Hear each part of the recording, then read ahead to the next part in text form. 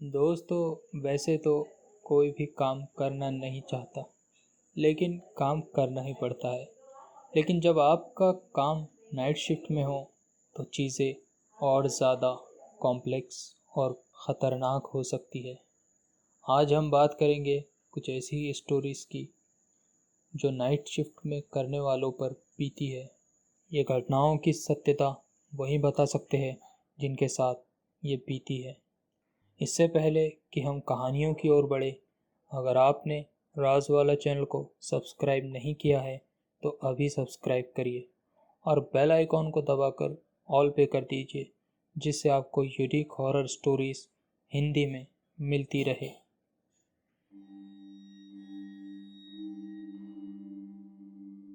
जब मैं 17 साल का था, मुझे एक स्टोर में जॉब मिली। यह नॉर्थ सिएटल का वो एरिया था जिससे काफ़ी लोग डरते थे। जिस स्टोर चेन में मैं काम किया करता था, उनका बिजनेस ये था कि वो लोग पुराने स्टोर्स को ख़रीदते और वहाँ अपनी चेन शुरू कर देते। मेरे ख़्याल से ये बिल्डिंग उस एरिया की सबसे पुरानी बिल्डिंग्स में से थी। काफ़ी छोटी शॉप थी। यहाँ काम करते हुए मेरे कई दोस्त भी बने, जिनमें से कुछ के साथ मैं अब भी कनेक्टेड हूँ। यहाँ काम करते हुए एक ऐसी पैरानॉर्मल घटना घटी जिसे मैंने खुद अपनी आंखों से नहीं देखा होता तो शायद मैं उस पर कभी भी यकीन नहीं करता। किस्सा ये है कि एक रात सिक्योरिटी सिस्टम बंद हो गया, जिससे सिक्योरिटी कंपनी को अलार्म मिला और उन्होंने पुलिस को इन्फॉर्म किया और स्टोर के सुपरवाइज़र को भी, जो स्टोर के करीब ही रहता था। ऐसे में ये उसकी ड्यूटी थी कि वो पुलिस से मिलकर कंफर्म करता कि यहाँ सब क्लियर है, जो कि एक्चुअली में था। उसके बाद सब वहाँ से चले गए। अगले दिन उसने ऑब्वियसली सीसीटीवी फुटेज चेक किया। तब उसने मुझे और कुछ और लोगों को वो फुटेज दिखाई। मैंने जो देखा वो आपको बता रहा हूँ। आप इसको इमेजिन करने की कोशिश करिए। स्टोर के फ्रंट में 3 डोर्स है, एक एंट्री के लिए, दूसरा एग्ज़िट के लिए और एक तीसरा इमरजेंसी एग्ज़िट के लिए। उसमें जो हैंडल था उसे प्रेस करने पे अलार्म ट्रिप होता था। स्टोर के बैक में स्टाफ ओनली एरिया भी था, जहाँ कई सारे कपड़े प्राइस टैग करने के लिए रखे हुए थे, जिन पे प्राइस का स्टिकर लगाकर अगले दिन सामने रखा जाता था। चलिए तो फुटेज पे आते हैं।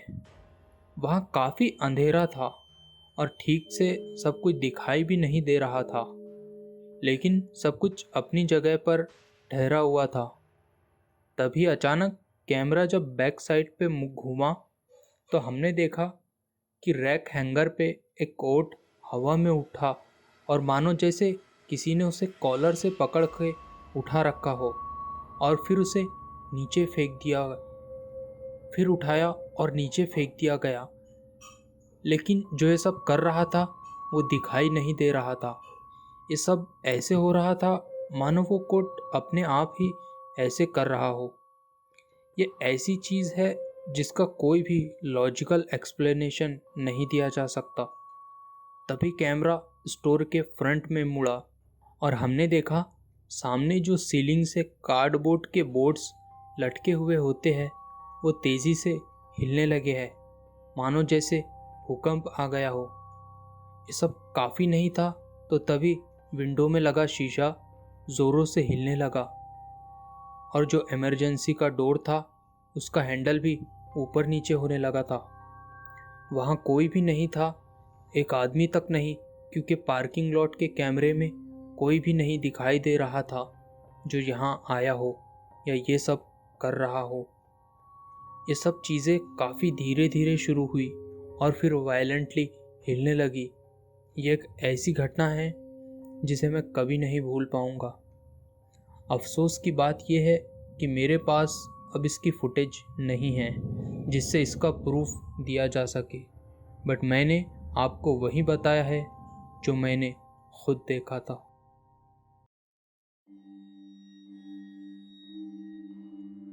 नर्सिंग में ग्रेजुएट होने के बाद 2 सालों तक मैंने इस नर्सिंग होम में काम किया, जहां मेरे साथ कई सारी घटनाएं घटी, जिनके बारे में मैं आपको बताने जा रही हूं। ये नर्सिंग होम काफ़ी नया है, सिर्फ 20 साल ही हुए हैं इसे बने हुए। यहाँ कई सारे बड़े बड़े पेड़ लगे हुए हैं और साथ ही यहाँ पर एक नदी भी बहती है। इस हॉस्पिटल की कैपेसिटी 100 पेशेंट्स की है और यहाँ ज़्यादातर लोग डिमेंशिया के शिकार ही होते हैं। ज़्यादातर लोग यहाँ बूढ़े ही होते हैं, इसलिए यहाँ कई सारे मौतें भी होती है। हमारे काम का एक पार्ट ये भी था कि उन्हें कंफर्टेबल फील कराए और जिससे वो अपने आखिरी लम्हे चैन से गुजार सके। मेरे वार्ड का एक बूढ़ा आदमी जिसे निमोनिया हो गया, कुछ टाइम बाद उसकी मृत्यु हो गई। वो अपने आखिरी दिनों में कुछ बोल भी नहीं पा रहा था।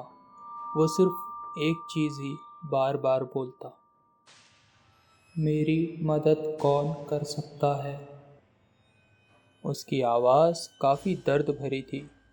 उसके मरने के 5 दिन बाद जब मैं नाइट शिफ्ट कर रही थी, तभी मुझे मेरे पेजर पे नोटिफिकेशन आई कि हॉल के आखिर के कमरे में कुछ हरकत हुई है।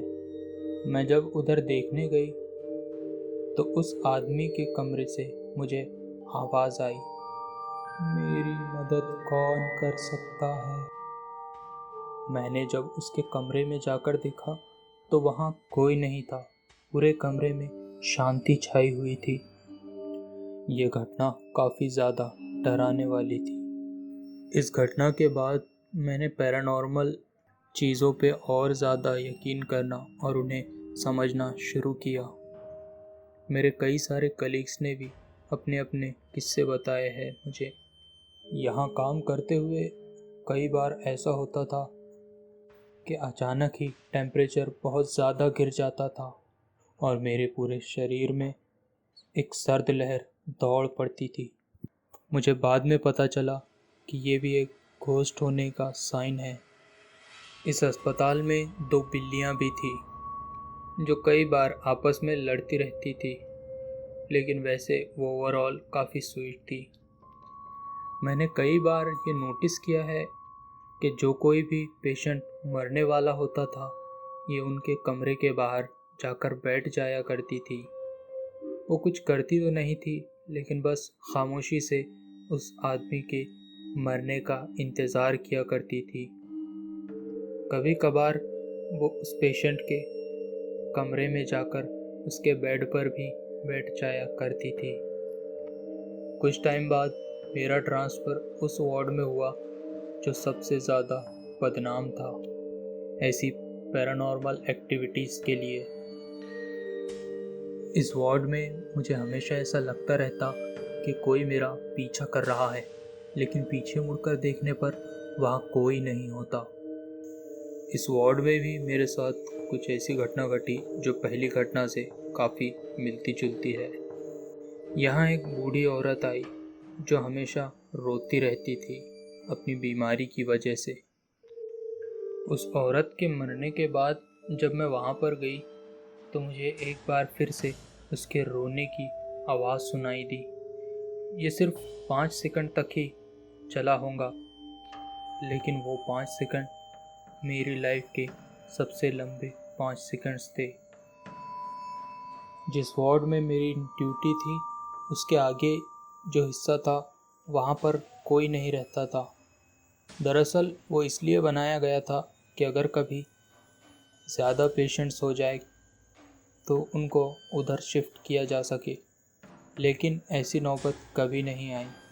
कई बार रात में जब मैं वहाँ पर राउंड लगाती थी तो मुझे उन रूम्स के दरवाज़ों पर नॉक करने की आवाज़ आती थी और कई बार ऐसा लगता था मानो उन दरवाज़ों को कोई अंदर से स्क्रैच कर रहा हो। एक बार उस हॉलवे में मुझे एक काली परछाई दिखाई दी। वो काफ़ी लंबी और काली थी, बिल्कुल काली। इसको देखकर मैं इतनी डर गई थी कि मैं वहाँ से तुरंत दौड़ी और दौड़कर अपने कलीग्स के पास गई। लेकिन जब वो लोगों ने वहाँ देखा तो वहाँ कुछ नहीं था। मेरी एक कलीग थी जिसे इन सब चीज़ों में काफ़ी एक्सपर्टीज़ थी। उसने मुझे कहा कि ये सब चीज़ें तुम्हें तब तक नुकसान नहीं पहुंचा सकती जब तक तुम ना चाहो, और उसने मुझसे कहा था कि इन सब चीज़ों को अपने ऊपर हावी मत होने दो। मैं उसकी ये बात हमेशा याद रखती हूँ, लेकिन जब आपका सामना ऐसी चीज़ों से होता है तो आपको कुछ भी याद नहीं होता। मेरा मानना ये है कि जब लोग मर जाते हैं तब भी उनकी आत्मा काफ़ी वक्त तक वहीं रहती है। वो अपने रूम या उसके आसपास के इलाके में घूमती रहती है और उन्हें शायद ये पता ही नहीं चल पाता कि वो मर गए हैं। लेकिन जब उन्हें गाड़ दिया जाता है या जला दिया जाता है तब उनकी आत्मा यहाँ से कहीं और चली जाती है। लेकिन ये मेरी थ्योरी है, इसके बारे में मैं यकीन से कुछ नहीं कह सकती। आपका इस बारे में क्या सोचना है? इस हॉस्पिटल में मेरी नई नई नौकरी लगी थी। यहाँ काम बहुत सिंपल था, ज़्यादा पेशेंट्स भी नहीं थे तो मुझे ज़्यादा उनकी टेक केयर भी नहीं करनी पड़ती थी, और वैसे भी नाइट शिफ्ट होने की वजह से ज़्यादा परेशानी भी नहीं थी पेशेंट्स की तरफ से। लेकिन परेशानी कुछ दूसरी एंटिटीज़ की तरफ से थी। दरअसल एक रात जब मैं उन सारे कमरों के डोर्स को लॉक लगा रहा था जिनमें कोई नहीं था, सब कमरे लॉक करने के बाद जब मैं एक टेबल पर जाकर बैठा था तभी मुझे एक आवाज़ सुनाई दी। यह ऐसे लग रहा था जैसे कोई बेल्ट से किसी चीज़ को मार रहा हो। ये आवाज़ सुन के मैं चौंक गया क्योंकि ये बहुत अनयूजुअल साउंड थी। मैं उस आवाज़ को सुन के उसकी ओर बढ़ने लगा। मैं हॉलवे से गुज़र कर जब उस जगह पहुंचा जहां से वो आवाज़ मेरे ख़्याल से आ रही थी तो मैंने देखा कि उस कमरे का दरवाज़ा खुला हुआ है। लेकिन ये कैसे हो सकता है? मैंने अभी कुछ वक्त पहले सारे दरवाज़े बंद किए थे और उन पर लॉक लगाया था, लेकिन ये दरवाज़ा खुला हुआ था। ये देखकर मुझे बहुत ज़्यादा हैरानी हुई। उस कमरे में पूरा अंधेरा था। सामने हॉलवे में लाइट लगा था, बस उसकी ही कुछ रोशनी कमरे के अंदर आ रही थी जिससे थोड़ा बहुत दिखाई दे रहा था। पूरे कमरे में कोई नहीं था। तभी मैंने बेड के नीचे देखा। वहाँ जो मैंने देखा वो देखकर मेरे हाथ पांव कांप गए। वो एक बूढ़ा शख्स था, लेकिन उसका चेहरा काफ़ी खौफनाक लग रहा था। उसके बड़े बड़े दांत हो गए थे और उन दांतों में से खून टपक रहा था। ये देखकर मैं बहुत ज़्यादा डर गया और वहाँ से भागता हुआ मेरे कलीग्स की तरफ बढ़ा। मैं सीढ़ियों से इतनी ज़ोरों से भागा कि मेरा पैर फिसल गया और मैं नीचे गिरकर बेहोश हो गया। मुझे जब होश आया तो मेरे सीनियर्स ने मुझे छुट्टी दे दी और उसके बाद मैंने किसी तरह से मैनेज करके कभी नाइट शिफ्ट नहीं की और मैंने डे शिफ्ट ले ली।